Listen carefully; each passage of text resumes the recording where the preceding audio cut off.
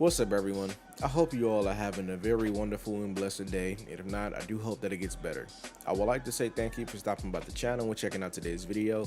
It means a lot to me, and I truly do appreciate it. Now, if you're enjoying the content that you're seeing here, and you wouldn't mind continuing to help support not only me, but the channel as well, please feel free to hit that like and subscribe button. It's free, and it only takes you a second, and make sure to hit the bell icon so you can stay updated on all of my future content. Today, we're going to be discussing if Gotham Knights needs post-launch content and what kind of content we can see. So if you've been keeping up with the game, then you would know the plotline by now. Batman is dead, and his family is left for taking up the role of Gotham's protectors, with forces in the shadow looking to take them down for good. But the main question is, for me, what's after the story? They did say that there would be announcements after launch about some very exciting stuff that they have planned in the pipeline, which we could possibly assume to be DLC. Now, the game isn't a live service, but things like story expansions and new characters could quite possibly be a thing. I really don't want to use this option as a comparison, but it's one that a lot of you might have in recent memory, so it'll be better for you to understand. Let's go ahead and look at Arkham Knight's Season of Infamy DLC. 4 new villains that were brought to the game: Mad Hatter, Killer Croc, Mr. Freeze, and Ra's al Ghul.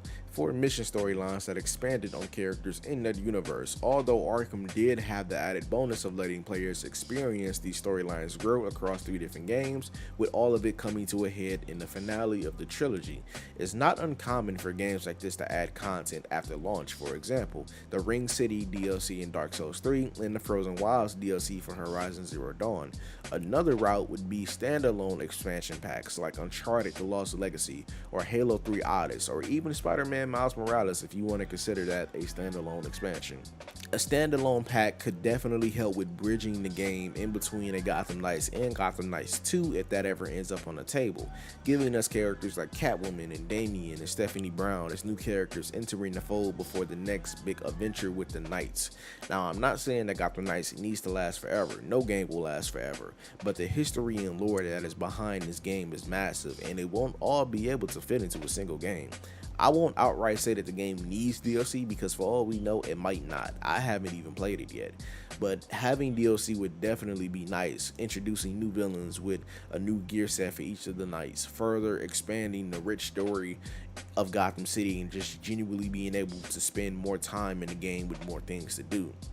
Now, in terms of the story and villains, it would be awesome seeing how other villains in Gotham's Rogues Gallery would react to the current situation, because every villain has their own agenda and are reacting very differently to Batman's death.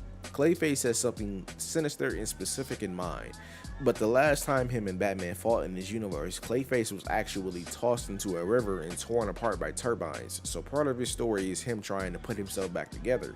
So when you meet him in game, he legitimately will not be all together, both mentally and physically.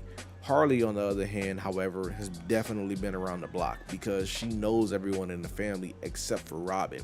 This is going to be the first time that they meet in game, which also provides further insight into just how fresh Tim is into his role as Robin. So this could open up numerous DLC storylines to take place in the future in terms of how things can be told. The League, for example. We know that Jason is now with the Knights, and since Damian isn't here, Jason would be our MacGuffin. Seeing him in between the Knights and the League of Assassins and leading the charge against them in Gotham for whatever reason they may be there, and watching him deal with more of that internal struggle of Batman's no-kill rule as he tries to honor Bruce without slipping back into his former ways. Professor Pig could even be introduced by going on a mass murder spree, since now that Batman is dead, he's becoming more blatant with his murders since he assumes that no one can catch him or even find him to begin with. There could even be a storyline based on Kurt Langstrom coming back as Man-Bat, since we legitimately see him get bagged and tagged in the opening gameplay. In terms of playable characters that I can see being added that would fit a narrative perspective specifically, would be Cassandra, their sister, and then Stephanie Brown. Cassandra could be off doing her own thing, possibly training with Lady Shiva or off training by herself, and she comes back home once she hears about her father's death and she's looking to reconnect with the family. Stephanie, I don't know if they would adopt her normal origin story, but she does become spoiler during Tim's time as Robin, and her and Tim actually end up getting pretty close. I would love to see Damian, Duke, and Harper, especially Harper, at some point in the game, but they are way down the line, like way down. Damien, however, is tricky. I actually don't want him for DLC because of two very specific reasons. Tim is still fresh as Robin, and Damien joining means that he would end up taking the title from him.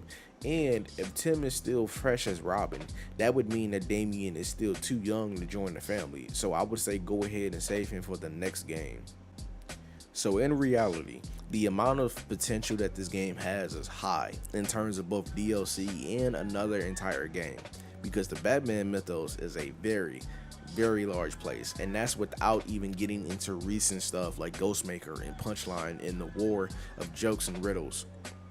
Oh my god, imagine if Gotham Knights 2 has a storyline like the war of jokes and riddles. If they nail that, that would go down as one of the best superhero games of all time, like no cap. But that also helps to further push my point. If they choose to double down and invest even more into this universe that they're creating, they're gonna have a very big bag to pull from, and the tricks coming out of it definitely could be insane. But with all of that being said, that's going to bring us to the end of the video. I hope you guys have had a great time here. Let me know down in the comments below if you think Gotham Knights deserves post-launch content, and if it does, what would you like to see? And again, if you've enjoyed the video, please remember to like, share, and subscribe, and hit that notifications bell so that you'll never miss out on any of my future Gotham Knights related content, and I will catch y'all in the moonlight. Peace. Tryna do a big, tryna live life. Pull up to the club with the bottles on ice. Be the back end by the end of the night. I'm an artiste, no socialite. Tryna do a big, tryna live life. Pull up to the club with the bottles on ice. Be the back end by the end of the night. I'm an artiste, no socialite.